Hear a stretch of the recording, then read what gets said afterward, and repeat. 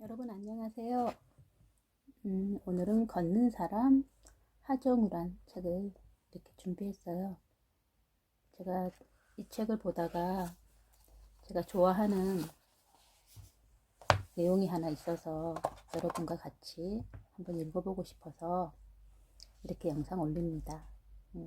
한번 읽어볼게요. 힘들다 걸어야겠다. 바쁘고 지칠수록 루틴. 연기란 단순히 끼와 기분, 감정을 적절히 만들어 바깥에 내보이는 행위만은 아닌 것 같다. 감정을 연기할 때 배우들은 다소 희한한 경험을 한다. 이성은 분명 멀쩡한데 몸이 감정선을 따라 격한 반응을 보이는 것이다. 호흡이 가빠지고 심박수가 올라간다. 내 몸이 내가 연기하고 있는 인물의 신체가 반응하는 부분까지 거의 그대로 재현해내는 것은 신기한 일이다. 하긴 인간의 몸은 정신에 상당한 지배를 받는다.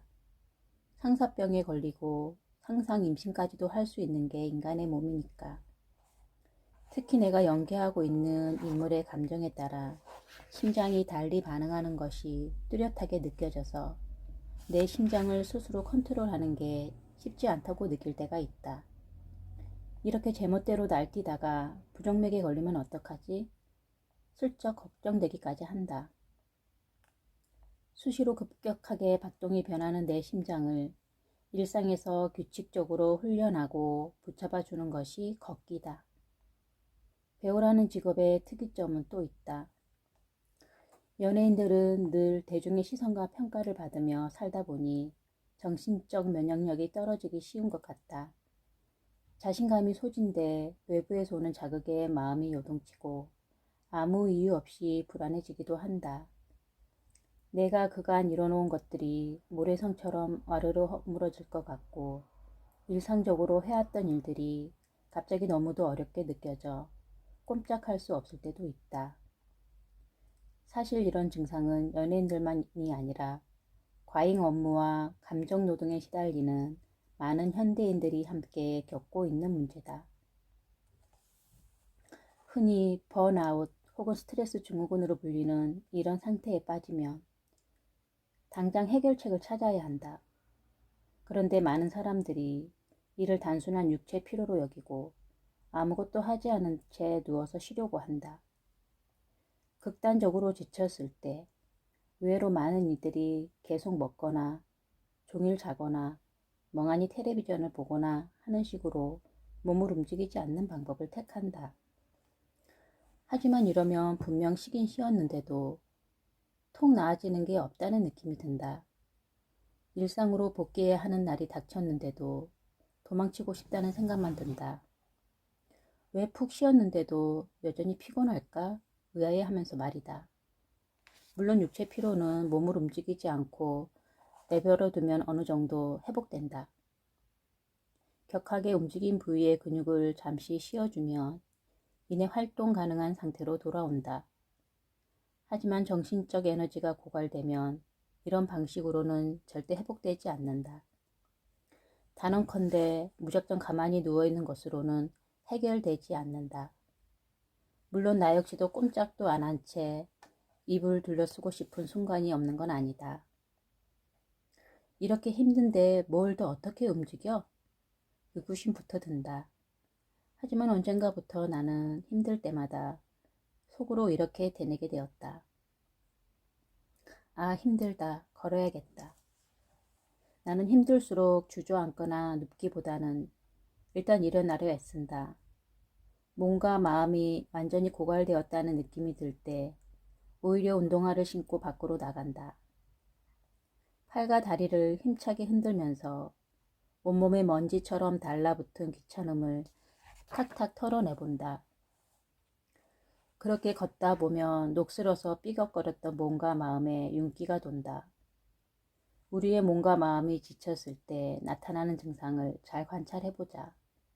원래는 호기심이 솟고 흥미롭게 느껴지던 것들이 다 심드렁하다.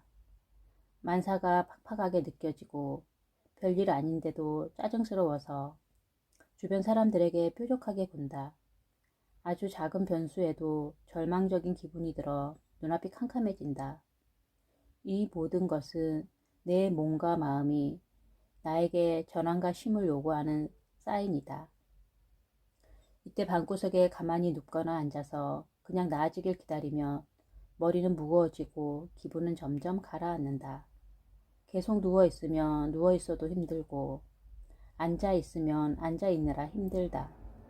그 결과는 고스란히 다시 나 자신에게 돌아온다. 악순환이 시작되는 것이다.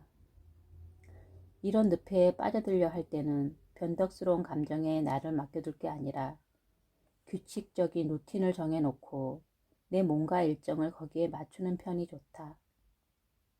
나는 사람이 그다지 강한 존재가 아니라고 생각한다. 사람은 여러 가지 요인들로 불안정해지기 쉬운 동물이다. 마치 날씨처럼 매일 다른 사건에 눈앞에 펼쳐지는데 우리의 몸과 마음이 아무런 영향을 받지 않기란 쉽지 않다. 변화란 지극히 자연스러운 일이지만 작은 물결에 배가 휩쓸려 가서는 안 되므로 닷을 단단히 내려둘 필요가 있다. 나에겐 일상의 루틴이 닷의 기능을 한다. 위기 상황에서도 매일 꾸준히 지켜온 루틴을 반복하며 일상으로 돌아갈 수 있다는 희망이 희미하게나마 보인다. 실제로 내가 아는 한 정신과 의사는 정신적으로 불안한 환자들에게 그게 무엇이든 루틴을 정해놓고 어떤 기분이 들든 무조건 지킬 것을 권한다. 내가 지키는 루틴은 다음과 같다. 아침에 일어나자마자 러닝머신 위에 올라가 걸으며 몸을 푼다. 아침 식사는 반드시 챙겨 먹는다. 작업실이나 영화사로 출근하는 길에 별일이 없는 한 걷는다. 루틴이란 내 신변에 무슨 일이 벌어지고 얼마나 골치 아픈 사건이 일어났든 간에 일단 무조건 따르고 보는 것이다. 고민과 번뇌가 눈덩이처럼 켜지기 전에 묶어두는 동아줄 같은 것이다. 당장 걸으러 나갈 때는 내가 무슨 영화를 보겠다고 이렇게 피곤하고 아픈데 꾸역꾸역 나가나 싶어 귀찮은 마음도 들겠지만 돌아오는 길에는 아주 많은 게 달라져 있을 것이다. 그리고 이 루틴이 습관으로 자리 잡으면 힘들 때마다 망설이고 고민하기보다는 일단 움직이게 될 것이다. 루틴의 힘은 복잡한 생각이 머리를 잠식하거나 의지력이 약해질 때 우선 행동하게 하는 데 있다. 내 삶에 결정적인 문제가 닥친 때일수록 생각의 덩치를 키우지 말고 멈출 줄 알아야 한다. 살다 보면 그냥 놔둬야 풀리는 문제들이 있다. 어쩌면 인생에는 내가 굳이 휘젓지 말고 가만두고 봐야 할 문제가 80% 이상일지도 모른다. 조바심이 나더라도 참아야 한다. 내가 생각들을 이어가다가 지금 당장 답이 없다는 결론에 이르면 그냥 운동화를 신고 밖으로 나가는 편이다.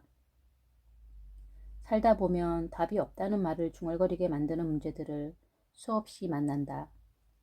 시간이 필요한 문제라는 것을 알면서도 지금 당장 해결하고 싶은 조급한 마음에 좀처럼 생각을 멈출 수가 없다. 어쩌면 그 순간 우리는 답을 찾고 있는 것이 아니라 문제에 질질 끌려가고 있는 상태인지도 모른다. 답이 없을 때마다 나는 그저 걸었다. 생각이 똑같은 길을 맴돌 때는 두 다리로 직접 걸어나가는 것만큼 좋은 게 없는 것 같다.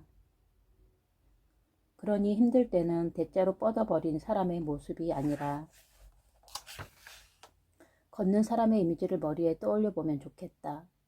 죽을 만큼 힘들고 고통스럽겠지만 대부분의 상황에서 우리에겐 아직 최소한의 길을 걸을 만한 힘 정도는 남아있다. 그리고 걷기에는 인간이라는 동물의 태엽을 감아주는 효과가 있다.